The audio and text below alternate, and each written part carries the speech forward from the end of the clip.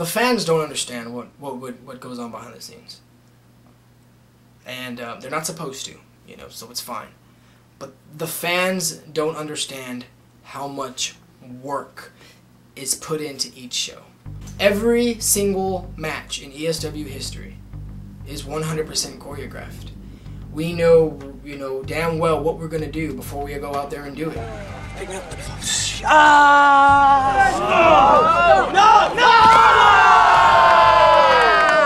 Most people think, hey, we go out there, beat the shit out of each other, done deal. But every single match, in every single event, in every single show was choreographed.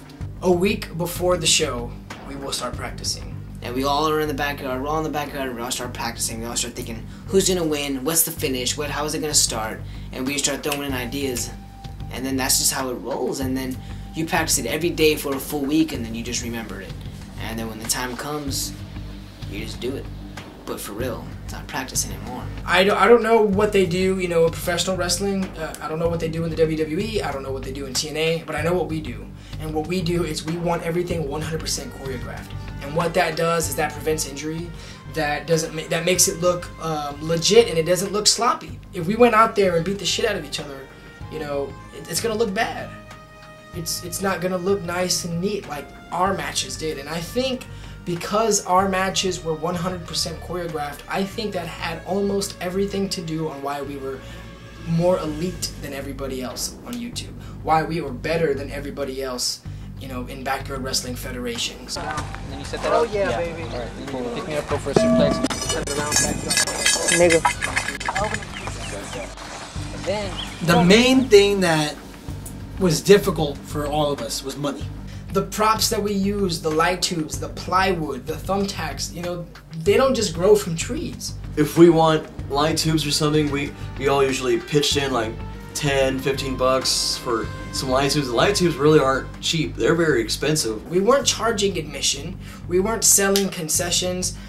There was no money coming in for ESW. There was only money going out. We always wanted to give the fans exactly what they came for. It was a free show. No one ever paid to get into an ESW event. Everything was free, but not for us. We definitely spent a lot of money, and you know, that was our choice, obviously. You know, we all pitched in for what we needed. It was our choice. Oh, what are you doing? What exactly are you doing? This is what I'm getting slammed on tonight. So, you're doing the work to get hurt with, basically? Yes, basically. The storylines are written just the same way, you know. I like to sit down and think of a way that I can entertain the audience, so I would go and create these storylines that we could do, and you know, and make it look legit, you know. And it takes time. It takes a lot of time to do that. Oh, let's move the court out that way. Picture, hurry! No, Paul, no, move. No, Paul, no. I'm saying this. I'll get on the fucking patio. Oh. From here, I'll go. That was dope, dude. From here, I'll go to the patio so I can see better. Just do it all again one more time. This is the last time. This is it right here. My arms itch now. Here, hey, that was good cheering. That was awesome. Good job. 3, 2, 1, go.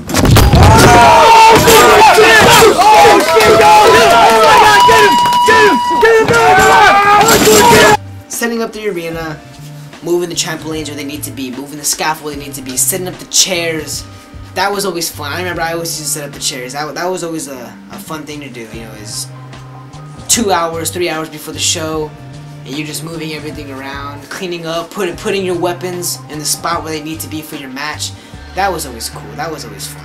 Setting up the arena, I think everybody helped. I think we had different sets, you know, throughout ESW. You know, first we came out of an RV, and we came out of like a tent, then we came out of our main tent, and each time we had different sets. We would use just different things to come out with, and everybody helped, everybody contributed with the arena, you know. And when we had the main set that we have today, you know, I know Aztec and Mike Idols, they set that up all by themselves, you know. And I mean, it's really cool how we had different sets, because, you know, it wasn't the same old boring one every single time. Like, we might use one for 3 shows, and then a different come with another 3 shows, you know. It was a good little deal.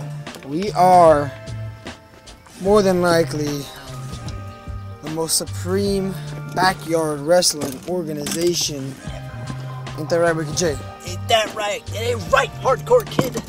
Preparing for the shows isn't the easiest thing to do. it comes with a lot of work and dedication, and the most of that came from Alex. Alex was the ringleader of all of this, and he wasn't the nicest person before any show.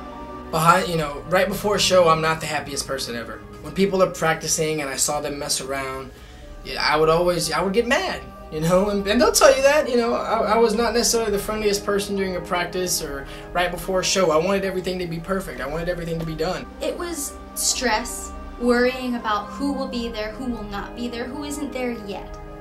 There was a lot of different things that pushed buttons, but I don't blame him. It wouldn't have been as great as it was if it wasn't for the way he handled it. I think that's why ESW was as big as it was, is why it was nice, as well structured as it was, because if it wasn't for me, getting angry at these guys and saying, hey, let's get to work, it would have never gotten done. Alex G and his editing, I think Alex G is a master of his craft. Alex would do all the recaps. The recaps take hours and hours and hours to make, and it doesn't happen in 30 minutes. Some people want to just get a video out, and they patch something together in an hour and it looks like crap. And that's why, another reason why our videos look so great is because I take my time. We wanted the finished product to be good, so if we wanted a match to be good, well, we of course want the video to do justice, to show, hey dude, this is a great video. He put the work into getting a song that wasn't copyrighted, and if it got copyrighted halfway through, he'd restart the whole thing and match it up. I did all the promoting on the internet. I run the Facebook, I ran the MySpace, I did all the editing, I run the YouTube accounts. I did everything, and it was by choice. It wasn't because they didn't want to help. Everybody was offering me help. I said, if you mess up, I'm going to be pissed off at you. I'd rather be pissed off at myself if I mess up. 1, 2, 3, 4, 5, 6. Once we started getting big on the internet, I wanted to look as professional as possible. I didn't want to look like all these other crappy backyard wrestling federations on YouTube. I wanted to be different. I wanted to stand out. So I got a green screen, and with that green screen, we were able to do, backdrop effects, for our nameplates or whatever, and up next, this match, you know what I mean? And it would show us, in the green screen. And, I don't think there has been very many backyard wrestling federations that have done the green screen effects, and I filmed each and every single one of them, and it was difficult, especially working with Paul. Paul Lex he's a character, and all he would do is mess around and mess around. 2, 3, 4, 5. Paul, come on, please, dude. But the green screen effects were so awesome, and I wish I would have done more of them, later on. But the green screen was always something that I thought was different, and other backyard wrestling companies did not do. And that's that.